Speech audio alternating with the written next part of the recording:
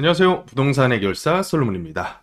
올 한 해 부동산 시장은 서울 중상급지 이상 지역의 신축을 위주로 한 부동산 가격의 엄청난 폭등, 그리고 또 이를 저지하기 위해서 새 정부의 엄청난 규제, 대출 규제라던가 여러 가지 규제 지역 발표, 또 토어제, 이런 규제로 요약할 수가 있을 것 같습니다. 또 한편으로 공급 절벽을 타파하기 위해서 굉장한 수의 신규 재개발 구역 지정이 있었는데, 내년은 또 지방선거가 있는 만큼 연초부터 새로운 공급 대책이 예고되고 있습니다. 서울시는 민간 주도의 공급 전략을 절대로 포기할 수가 없는 상황입니다. 신규 택지가 없는 만큼 주요 지역들의 수요가 원하는 지역에 공급이 있으려면 당연히 재개발, 재건축을 활성화할 수밖에 없는 그런 상황이죠. 하지만 시장 교체에 대한 우려가 있는 만큼 당분간은 이 오세훈 서울시장의 주요 사업이었던 모아타운보다 노후도가 충분히 찬 지역에서 진행하는 순수 재개발, 이 순수 재개발이라고 했을 때는 뭐 신통기획도 포함이 되겠고요. 역세권 재개발 같은 이런 도정법에 근거한 신규 재개발 사업들, 이런 재개발에 보다 더 관심을 가져야 될 것 같습니다. 따라서 오늘은 가장 노후도가 심한 영등포 지역 일대에서 현재 진행 중인 재개발 관련된 사업이 굉장히 많거든요. 이 사업들에 대해서 구역별로 한번 자세히 살펴보고 가장 주목해야 될 구역을 한번 알아보도록 하겠습니다. 자, 일단 주택 공급에 대한 측면은 저는 전적으로 오세훈 시장의 방향성이 맞다라고 보는 주의입니다. 왜냐하면 주민들이 원하는 지역에서 공급이 이뤄야 되는데, 지금 현재 중앙정부에서 하고 있는 공급 전략은 전부 다 공공에서 주도하는, 거의 대부분 이제 분양을 하더라도 토지 임대부 분양 같은 이상한 형태 분양을 꾀하고 있단 말이죠. 하지만 민간 주도로 공급을 하게 되면서 순수하게 개인 자산 형태로 분양을 해줘야 이게 이제 분양받는 수분양자 입장에서도 자산 증식, 내 집 마련, 이런 목적을 달성할 수가 있을 거고요. 또 이제 이 사업을 주도하고 있는 조합 개개인의 이익이 되어줘야, 사업의 주체가 돈이 돼야 사업이 제대로 진행될 거 아닙니까? 그렇다 보니까 지금 현재 서울시장이신 오세훈 시장의 이런 여러 가지 인센티브를 주는 전략, 저는 이게 100번 맞는 전략이라고 보거든요. 그래서 제가 여러 영상에서 소개시켜드렸던 것처럼 지금 오세훈 시장께서는 서울시 내에 정비사업의 사업성을 개선하면서 또 한편으로 속도를 끌어올리기 위한 굉장한 인센티브 책들을 많이 발표를 하고 있습니다. 그 중에서 제가 최근에 주목하고 있는 게 뭐냐면, 이 신통기획이라던가 역세권 재개발에 주어지는 사업성 보정 개수, 이걸 가지고 이제 신통기획 2.0이다 이렇게 얘기를 하는데, 내용은 크게 보면 두 가지입니다. 신통기획 2.0이라고 하는 거는 서울시 전체의 공시지가, 이 공시지가 대비해서 해당 구역의 공시지가를 비교를 해보는 겁니다. 그래서 이제 강남권이라던가 용산권 같은 땅값 기준으로도 굉장히 비싼 지역들과, 또 이제 강북구, 도봉구 이런 외곽 지역들, 이런 외곽 지역들의 땅값 편차는 작게는 뭐 두세 배, 많게는 뭐 10배 이상까지도 차이가 난단 말이죠. 그러니까 같은 수준의 인센티브와 기부 체납을 요구받게 되면 이건 당연히 좋은 지역들이 훨씬 더 빨리 사업이 진행될 수밖에 없고요. 소외되고 외곽 지역들 슬럼화되는 거 절대로 막을 수가 없다라는 주의입니다.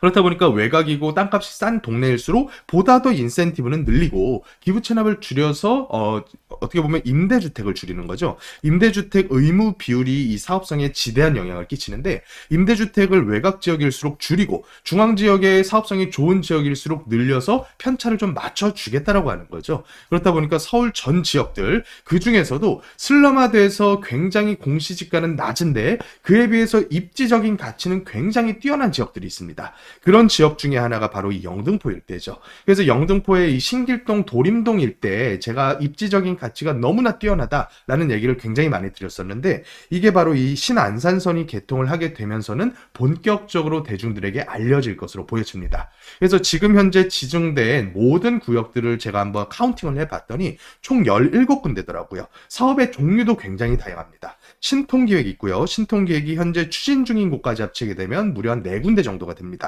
그리고 여기는 너무 슬럼화가 심한 공간이다 보니까 구와 시의 의사가 굉장히 많이 깃들었다라고 저는 보고 있어요. 그 증거로 보이는 게 바로 이 도심복합과 공공재개발 사업장이 굉장히 많이 지정됐다는 거죠. 그래서 도심복합 사업장 중에서 현재 서울의 가장 빠른 도심복합이 신길 2구역 도심복합입니다. 여기는 이제 거의 사업계획 승인을 앞두고 있는 그런 상태이기 때문에 거의 중기에서 후기로 넘어가고 있는 단계다라고 보시면 되겠고요. 또 영등포역 서측과 동측 두 군데가 있었는데, 동측은 이제 다른 형태, 역세권 역세권 재개발 형태의 사업을 꾀하다 보니까 도심복합 사업을 포기했고요. 서측 같은 경우는 현재도 도심복합 사업으로 이어가고 있습니다. 그리고 역세권 재개발 사업장도 현재 도림 2, 그리고 신길 역세권, 여의대방 신길 역세권 총 한 4군데에서 5군데 사업장이 진행되고 있는데, 이 사업장들 전체가 다 진행돼서 모두 다 입주가 끝나게 되면 제가 이따 보여드리겠지만 무려 2만 4천 가구 규모의 어마어마한 형태의 공급이 이루어지게 된단 말이죠.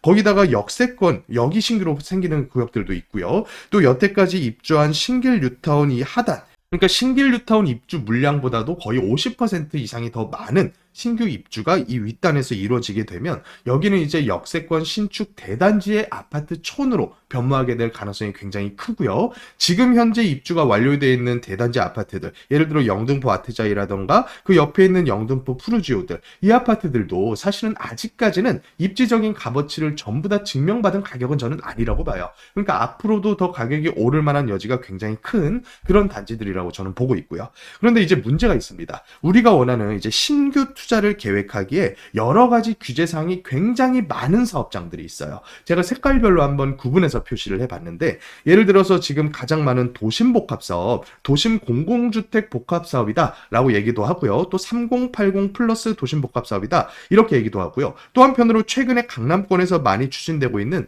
민간 도심복합, 이 사업도 모두 다 같은 맥락에 뿌리를 두고 있습니다. 그게 뭐냐면 바로 공공주택 특별법에 그 뿌리를 두고 있다는 건데, 이거는 우리가 알고 있는 재개발 조합이라는 사업과는 또 다른 사업이에요.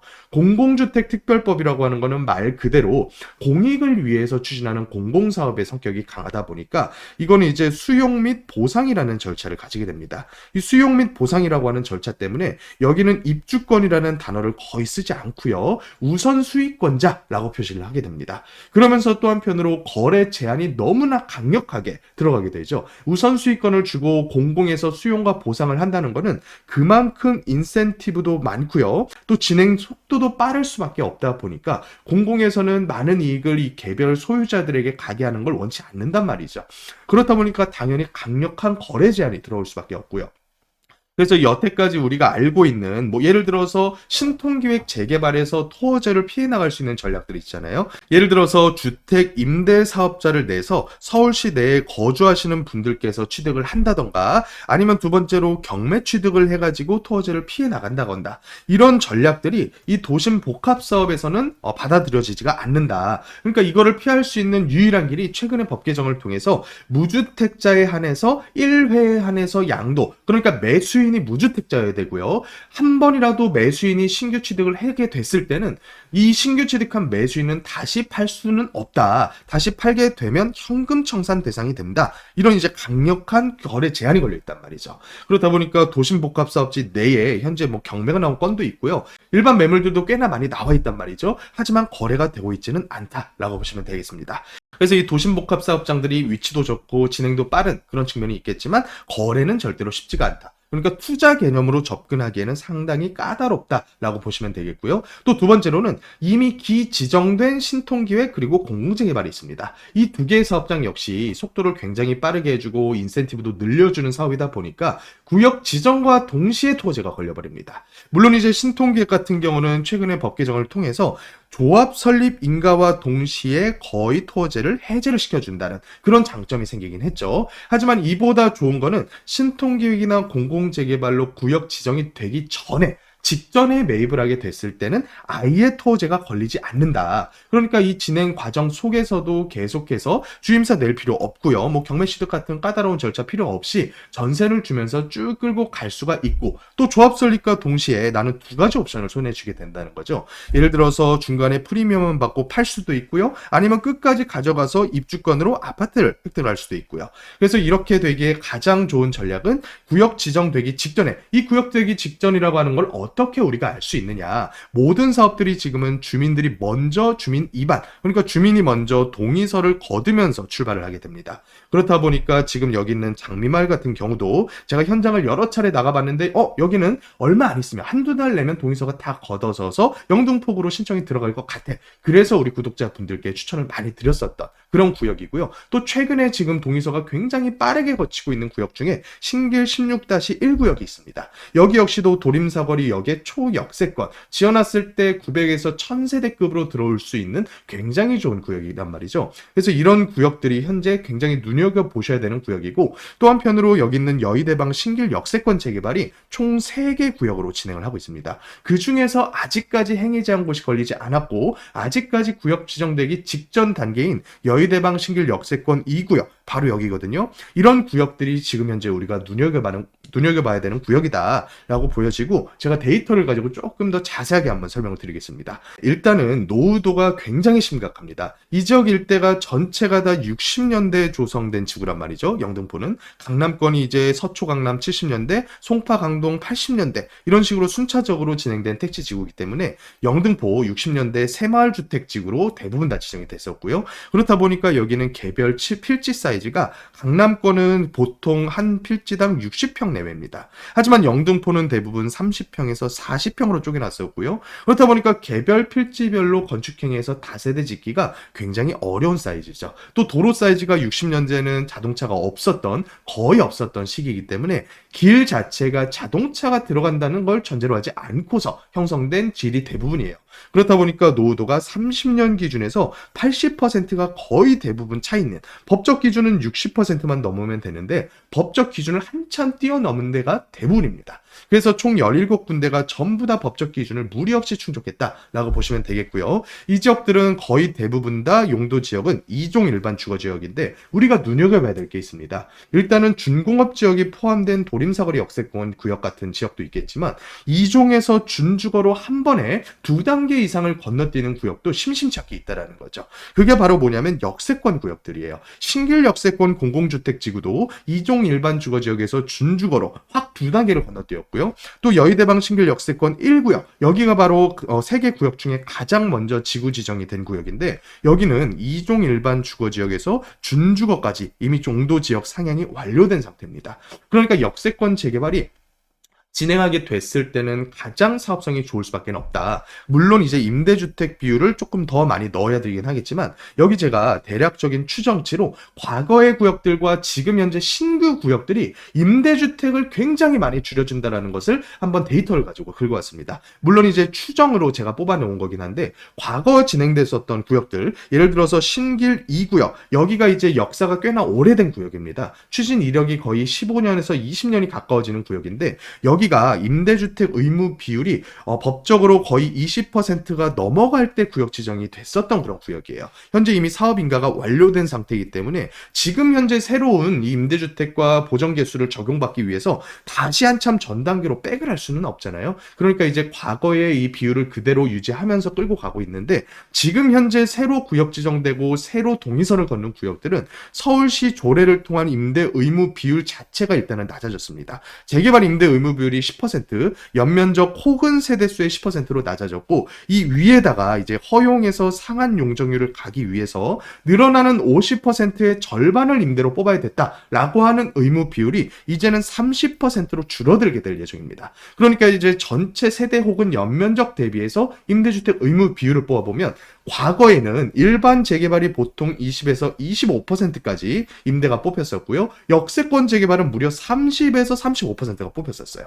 근데 지금은 어떻게 되고 있냐? 일반 재개발이나 신통 재개발이 15에서 맥스 18%로 줄어들었고요. 역세권 재개발이라고 하더라도 한 25%에서 30% 내외 가량까지 줄어들게 되고 있다는 거죠. 그러면 이 부분이 지금 어디로 전부 다 귀속이 되고 있냐면 여기는 일반 분양 세대가 굉장히 늘어가는 결과로 귀속이 되고 있다는 거죠. 그래서 지금 현재 추정되는 조합원 분양과 일반 분양의 비중을 제가 다시 한번 계산을 해보니까 여태까지 과거 진행했었던 과거 재개발 구역들은 일반 분양 비율이 35%를 넘어가는 구역이 그렇게 많지는 않습니다. 뉴타운 내에 속해 있는 한남 뉴타운, 노량진 뉴타운 이런 구역들이라고 하더라도 일반 분양 비율이 뭐 40% 이상 되는 구역 그렇게 흔하지는 않거든요. 하지만 지금 현재 새롭게 적용된 보정 개수와 일반 분양 이런 부분들을 적용하게 되면 굉장히 큰 폭으로 일반 분양분이 늘어나게 계산이 되더라. 그래서 결과적으로는 어떤 결과를 낳냐면 지금 이제 신규 추진하는 구역 중에서 70년대, 80년대 조성된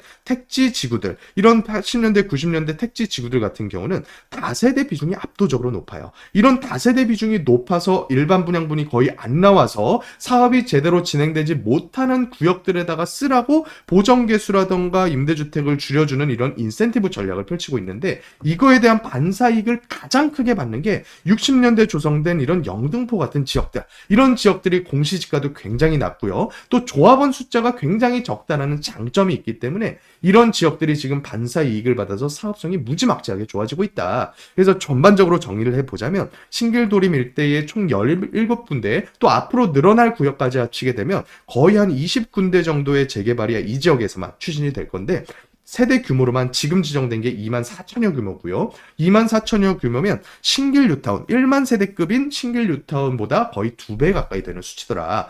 비율로 따지면 조합원 분양분이 불과 한 35%밖에 안 되고요. 임대를 빼더라도 일반 분양분이 조합원 분양분보다 많은 그런 수치가 이제 추정 규모로 계산이 되고요. 또 이런 제가 아까 추천드렸었던 여의대방 신길 2구역이라던가 또 신길 16-1구역, 지금 현재 토지와 또 거래 제한 전혀 없이 투자할 수 있는 아주 구역 지정에 가까워진 예정 구역들, 제가 비례율만 계산을 해보더라도 보정개수라던가 임대주택 의무 비율 줄어든 걸 계산하면 140%대 혹은 148%대 이렇게 압도적인 비례율이 계산이 되더라. 그래서 이런 지역들에서 우리가 투자를 해야 되는 이유는 바로 이 공급 절벽에 대한 대안이 없기 때문이다. 25년도 이후부터 공급 절벽이 얼마나 심각해지는지를 제가 입주 예정 물량을 한번 뽑아봤습니다. 입주 예정 물량이 다행스럽게도 25년도까지는 한 4만 6천여 가구가 서울 시내에서 입주를 할 걸로 기대가 됐지만 26년도부터는 이제 없다시피 해요. 없다시피.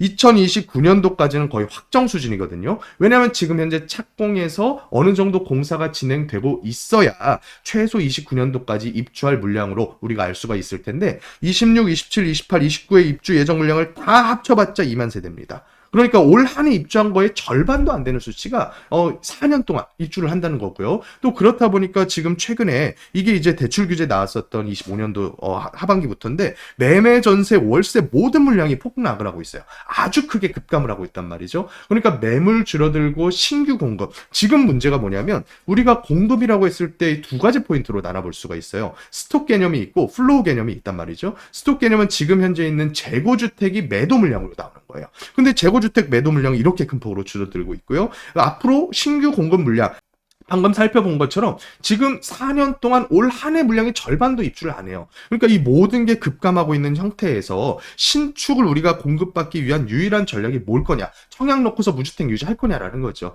거의 불가능에 가까운 수준이고요. 앞으로 최근 3년 동안 정비사업 신규 대상지로 선정된 구역만 서울에서만 350에서 360군데다. 근데 이거 전부 다 초기 구역이고 이 초기 구역들이 입주까지 다다르게 되려면 정말로 많은 세월이 필요하게 될 거다. 그러면서 자연스럽게 한 개 한 개 스텝을 밟아 나갈 때마다 프리미엄이 붙다 보니까 아무것도 없는 무주택자 현금 모아서 절대로 입주권조차 잡을 수가 없게 될 것이다. 예를 들어 아까 살펴봤었던 2구역 같은 경우만 하더라도 지금 현재 사업인가 수준이란 말이죠. 사업인가? 근데 사업인가 수준에서 프리미엄이 8억에서 10억대까지 올라와 버렸습니다.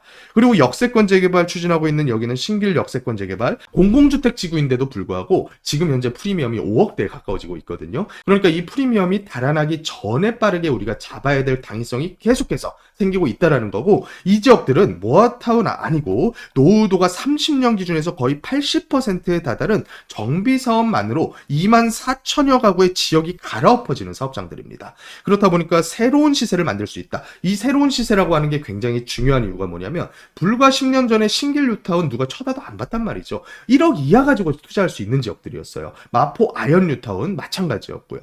하지만 대규모 역세권 신축 단지들이 이 지역의 시세를 완전히 견인하다 보니까 아현 뉴타운 지금 30억에 가까워지고 있고요. 신길 뉴타운 지금 최근 실거래가 84 기준에서 20억대에 근접을 했습니다. 그러니까 이제 2만 4천 세대 규모의 영등포, 도림사거리역, 신길역, 색강역 이렇게 굉장한 역들을 끼고 있는 엄청난 규모의 역세권 대단지들이 신축이 되게 되면 새로운 시세를 형성을 할 것이다. 최소 20억대에서 30억대 가는 새로운 시세를 형성할 것으로 보여지고요. 오늘 살펴본 17개 가량의 재개발 구역지 혹은 예정지 중에서 현재 토어제나 현금 청산에 대한 리스크 전혀 없이 투자할 수 있는 구역은 이제 거의 마지막이다. 이미 구역 지정 다 다가왔기 때문에 이제부터는 이 지역들도 역시 주임사를 내거나 아니면 토어제가 걸려서 투자를 못하는 그런 형태로 갈 거기 때문에 이렇게 마지막 기회가 있을 때 잡으셔야 된다. 그래서 오늘 제가 말씀드렸던 여의대방 신길 2구역이라던가 신길 16-1구역 같은 토어제 없습니다. 현재 구역 지정이 거의 임박했기 때문에 앞으로 불과 몇 달 안에는 토어제가 생길 것 같아요. 하지만 지금까지는 토어제가 없기 때문에